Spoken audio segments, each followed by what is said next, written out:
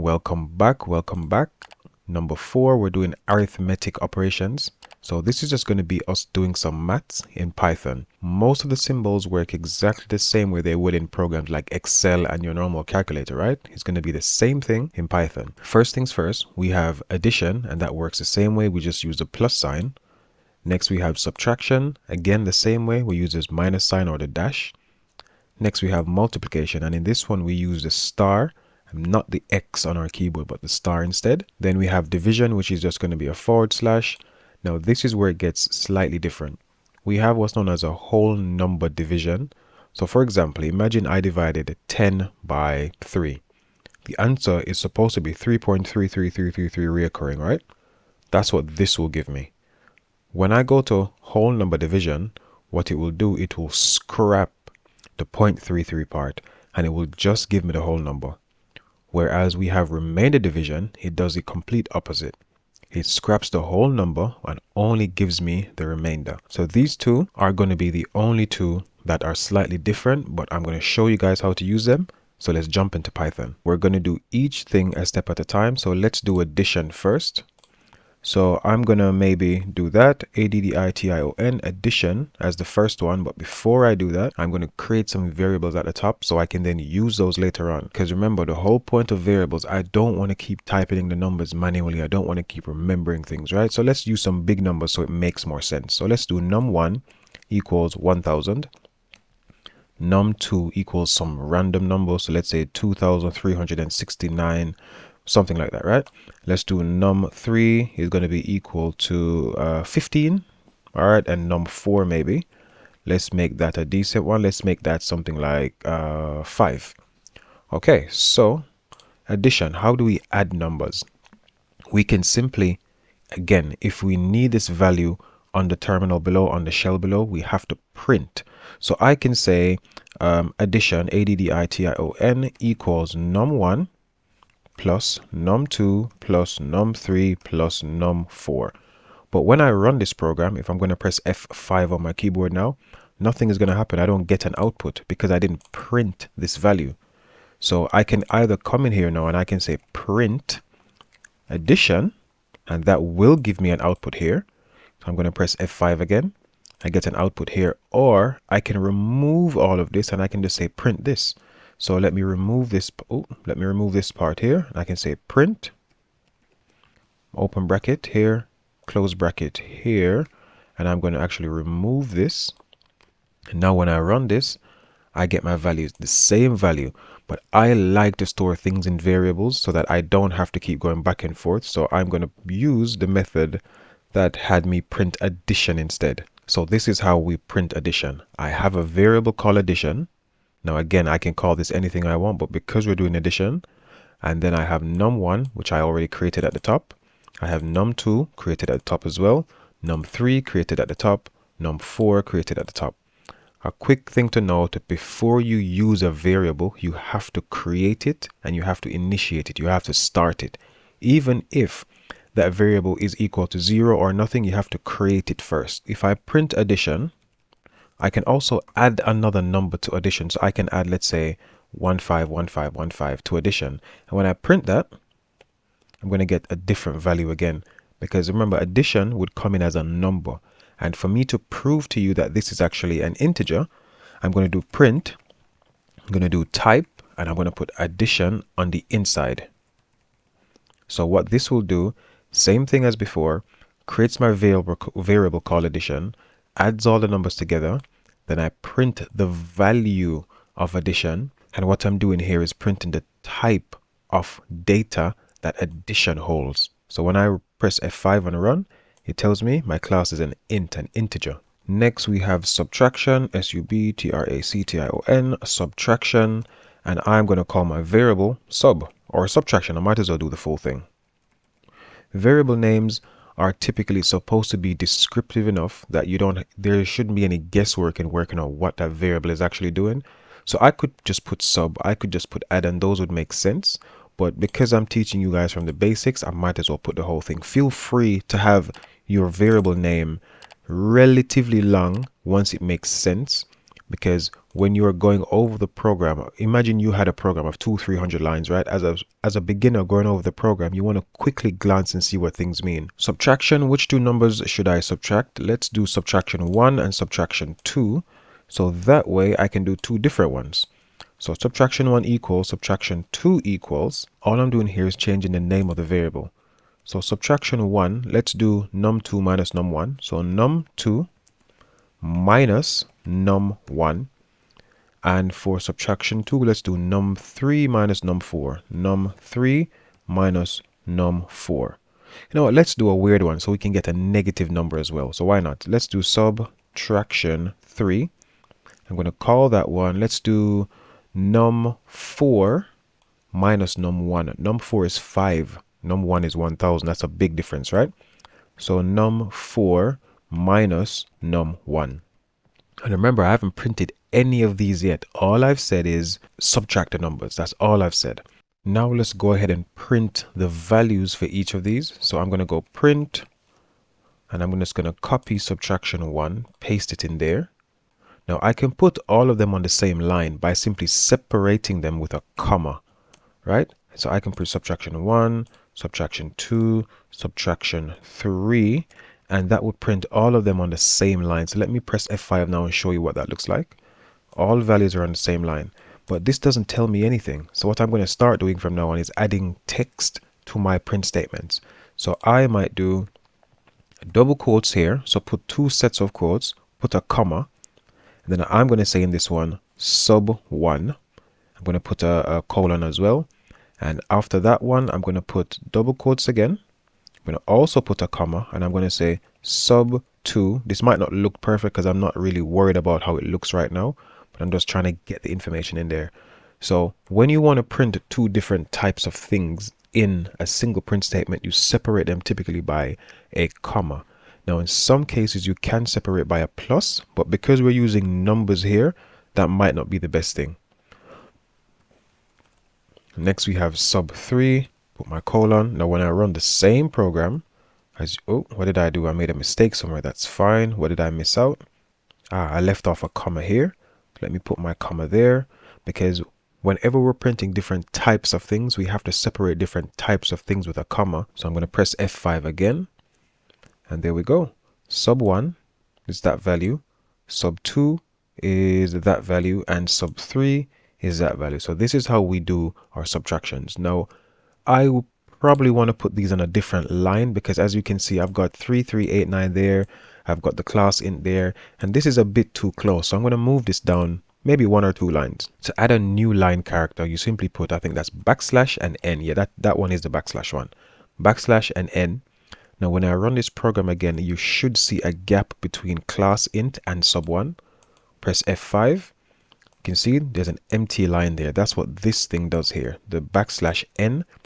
And just as a quick side note as well, backslash tab, so backslash t, sorry, gives you a tab. So it moves it in, I think, roughly 4 spaces if that's what you've decided a tab does. When I press F5 again, not only do I have a space, but I also have a tab. So I'm going to take the tab out because I don't need that one for now. But maybe at the top of my program, I'm going to put in the comments, I'm going to put, let's say, that one, backslash n is new line.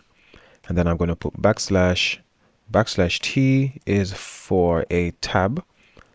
When I have the website up and running, I'm going to share all these programs I have here on the left. So for you guys to see these programs, by the way, you simply go to view and you click on files. And I highly recommend you view the file so you see what's there, because later on when we start doing stuff like text files, they should show up here as well. I would like to name this as well. So I'm going to say variables to use in the rest of the program, right? I like to put comments everywhere to make my code as stupid simple as possible. Why? Because someone else might read it who is not me, and my conventions, the way I do things might be slightly different. For example, some people like to put variable names as, for example, sub, and they would put _1. I really don't like this way because it just looks wrong to my brain. But if I put comments everywhere and explain what's going on, it doesn't really matter how I name my variables, because it would still be sensible, because they can read a full sentence and what this thing does. So that's how we do subtraction. That's how we add a new line, and that's also how we add a tab by doing \t. Next, we're looking at multiplication. So multiplication, I'm going to do the same numbers at the top again. I'm going to do multiply 1. That's my variable because I'm lazy. I don't want to keep spelling multiplication. I'm going to copy this. Let's say 2 more times or 1 more time. I'm going to choose 2 random numbers to multiply. So let's do num1 and num3. Why not? So I'm going to say num1, num1 times num3. And again, let me zoom in. We use the star at the top of the keyboard. So that's Shift and 8 for most people. Or if you have a number pad like me, it's just the star, the one that looks like an asterisk, I guess. All right, zoom out. Zoom back in there. All right, we have num1 times num3. And then we're going to do num4 times num2 because we haven't done that one. And I'm going to print these values again. So print, this time I'm going to say multiply 1. Multiply 1. Put that, have a comma to separate the types of data that we have. I'm going to put multiply. There are different ways to do this, but I find that this is the easiest way that most people understand. I'm going to show formatting options in later videos, but for basic, this is perfectly fine. And everyone who is an advanced person knows this way as well. And then I'm going to put multiply 2, and I'm going to put my colon, comma, and I'm going to put multiply 2 here. All I've done, let's separate this quickly. Let me just undo this part. All I've done here, I said, this is the thing I want to show, right? Because I want to show what's in quotes. So when I print this, it's going to say multiply and it's going to have the colon there. The quotes will not show. Then I have a comma, and that separates my string from a number. This is going to be an integer. This is a string. So I can print multiple data types on the same line once I separate with a comma. So when I run this, I should just see multiply 1 and then the value for multiply 1. So this is printing the text multiply 1 in the quotes. It's going to print whatever is inside the quote. So it's going to print the text multiply 1. And this side is going to print the value for multiply 1. So now when I press F5, I get multiply 1 and I get 15,000. Now I'm going to put back in the other side I had. Actually, let me just go to undo. And what I've said here is print the text multiply 2 with the colon and then give me the value of multiply 2. Now again, we separate different data types using commas. If you put a plus here, it might be okay because these two data types are different. So I can probably just put a plus here and that should be fine. But if it were a number and a number and printing right after each other, it has to be a comma because otherwise it's going to just add the numbers together. So let me show you what that looks like quickly. Oh, what did I do? I didn't define something. What did I spell wrong? Here we go, multiply 2. Yep, that should be fine. Press play again. So on this, you can press F5 on your keyboard or you can press play at the top. And there we go, multiply 1, multiply 2. But how do we do this if we want to have maybe these two on a different line? Let's first put this separate from subtract. So let's go to the very top here, \n. Let me run this again. That gives me the space I want there, but I want multiply 1 on one line and maybe multiply 2 on a different line. So what I'm going to do is simply put the \n inside the second multiply. So \n, and that will move this one down. It will be right under multiply 1. So now I press F5 and I have multiply 1 at the top, multiply 2 at the bottom. Even though they're in the same print statement, we can separate them. And I can even go ahead and still and add my \t for tab. I press play again and it shifts that one in. I don't want that, but I'm just showing you guys how to use a tab. So run that again and we're all good. Next we have division. So that's #division, division. And I'm going to say divide, divide 1 equals, divide, divide 2 equals. Let's just again choose some random ones. So num1 divided by num3. Now I don't even remember what num1 is, but it doesn't really matter. Even if it's going to be a fraction, it's going to give us the answer as a decimal. Let's do num4 divided by num2 divided by num2. Nothing different from what we've done before. We're just using different operators this time. So this time I'm going to print them separately. So print quotes first. I'm going to put the word divide 1, D-I-V-I-D-E, divide 1. I'm going to put my colon, then I'm going to go after my quote and put my comma. Remember, this is just going to print divide 1. Now I want to actually print the value of that first division, D-I-V-I-D-E, divide 1.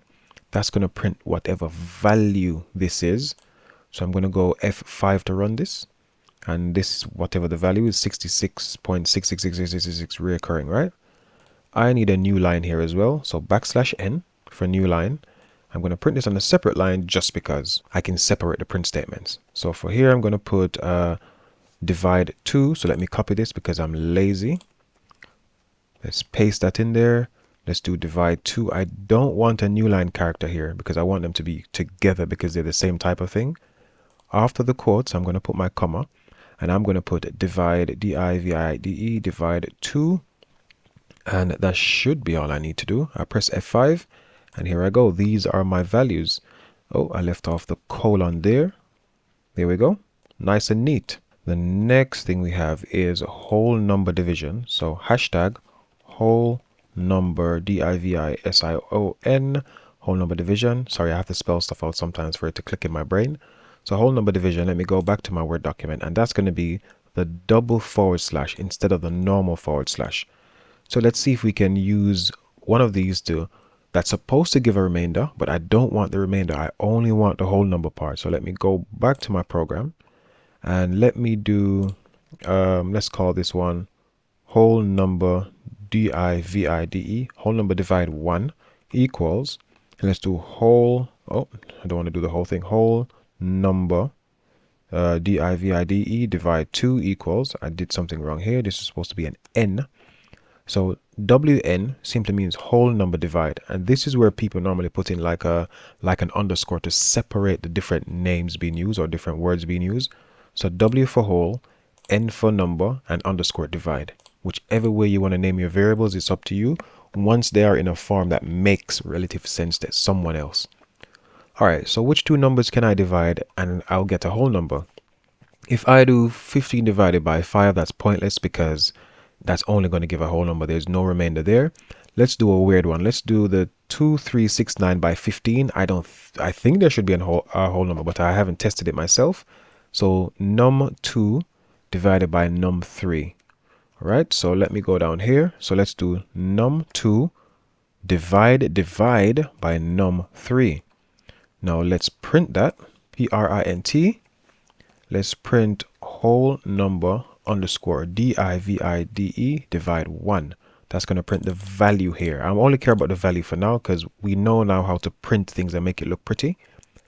And for number 2, let's do maybe, yeah, num1 divided by num3.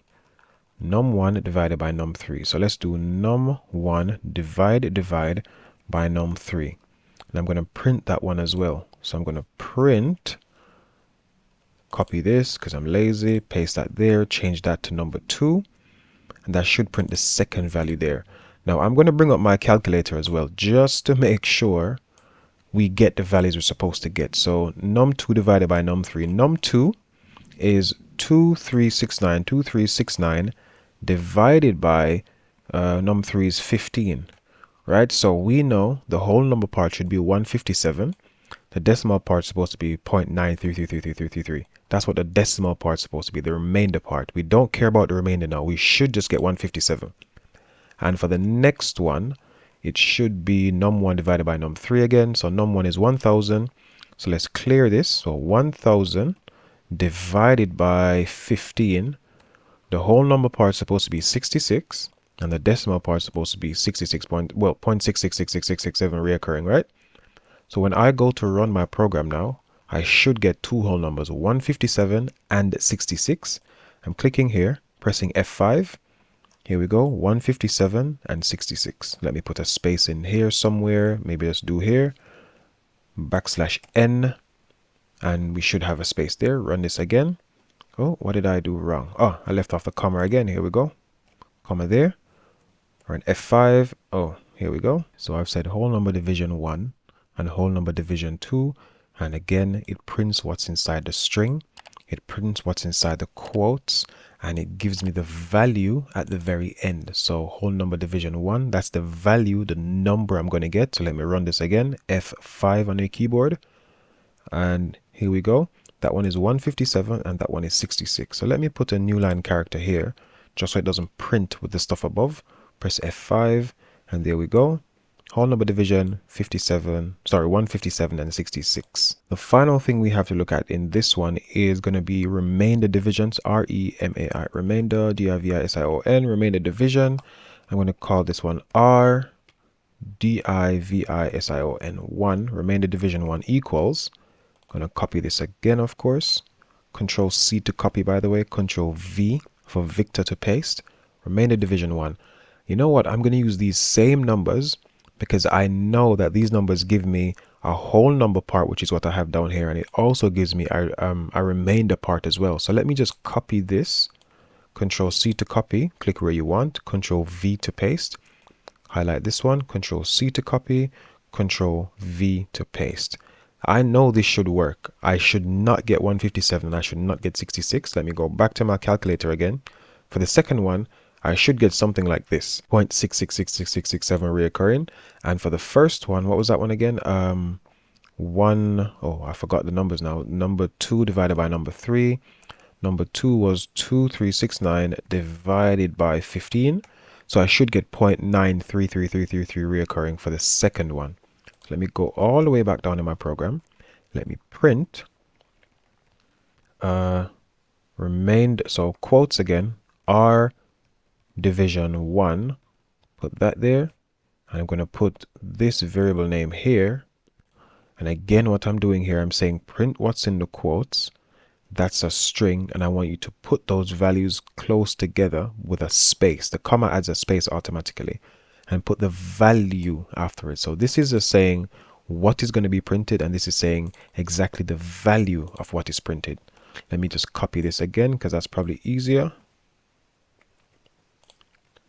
And then I change this to remainder division 2, and I change this to remainder division 2 as well. Now I'm going to press F5. Division 2 is not defined. What did I call it? I call it division 1 again. So this is a common mistake. When you're copying and pasting stuff all over the place, you will make mistakes, which is fine.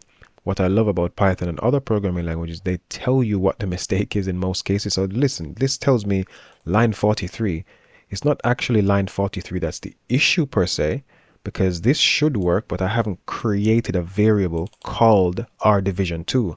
As you can see what I've done here, I've left both of them as R division 1 because I copied and pasted most likely. So I'm going to go back here, delete the 1, put the 2, and automatically this fixes everything. So when I press run this time, I shouldn't have an error for that one. There we go. So remainder division. Another thing I did. Perfect. I didn't change the symbols, so that's fully my fault. I know I'm doing remainder division. I should change this to a percentage sign. So delete that, percentage sign. Delete this as well.